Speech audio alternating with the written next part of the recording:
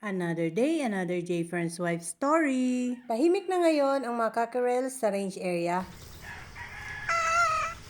Madami na rin sa kanila ang naturaok, mga binata na. Wala nang nanggugulo dyan dahil itinali na ni Richard yung baby stag na matapang. Maagang nagpunta ngayon si J-Fern sa farm dahil magpupurga sila ng mga cockerels. At dahil tabing bundok ang aming manukan, hindi pa nasikat ang araw kahit alas 7 na. Sinadya talaga nilang hindi patukain ang mga cockerels dahil pupurgahin nga. Kailangan gutom ang mga manok para madami silang makain dahil ilalagay sa pakain nila ang pamurga. Wet feeding ang gagawin nila J-Fern. Kada hapon ay nagpapausok si Richard sa range area kaya madaming ganyang mga sinilaban. Diyan sinisilaban ni Richard yung mga tuyong dahon at yung mga maliliit na sanga na pinutol nila sa mga ginawang poste. Lagi namang nagdidilig dyan si Richard kaya kahit sinilaban yan ay sumisibol pa rin ang mga damo. Kakapal ulit yan lalo na pag tag-ulan dahil pag tag-ulan ay hindi nakakapagsilab dyan. Madami kasing niknik kapag hapon kaya nagsisilab sila para itaboy ang mga niknik. At dahil alpas ang mga cockerels, parang hindi pa sila nakakaramdam ng gutom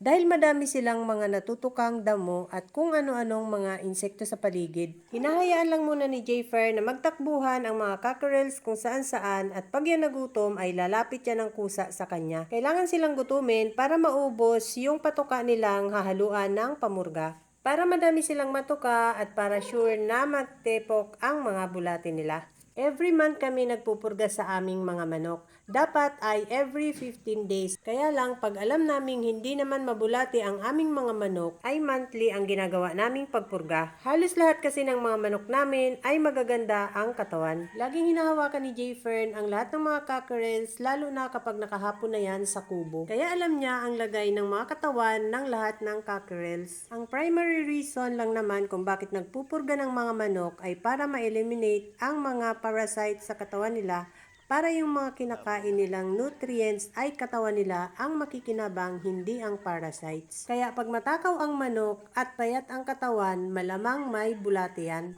At yan mga gutom na nga ang mga manok. Mahahalata mong gutom ang mga yan dahil kung saan ka napunta ay sunod na ng sunod.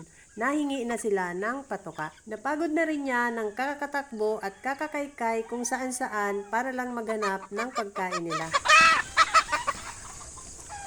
Ang tapang liit eh.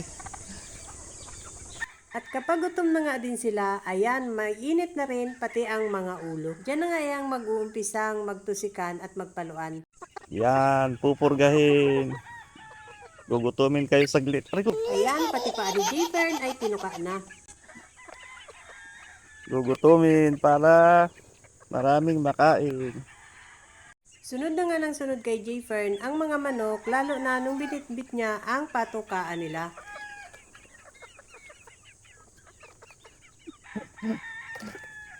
Gutom na.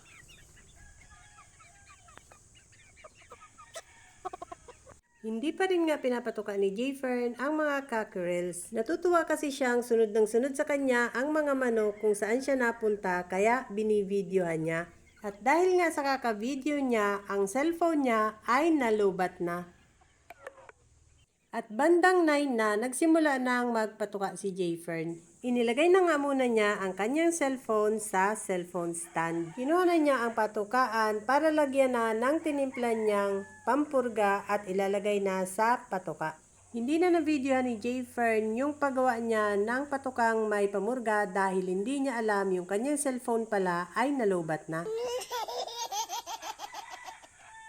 That's all guys. Thank you so much for watching. Please like, share, and follow for more.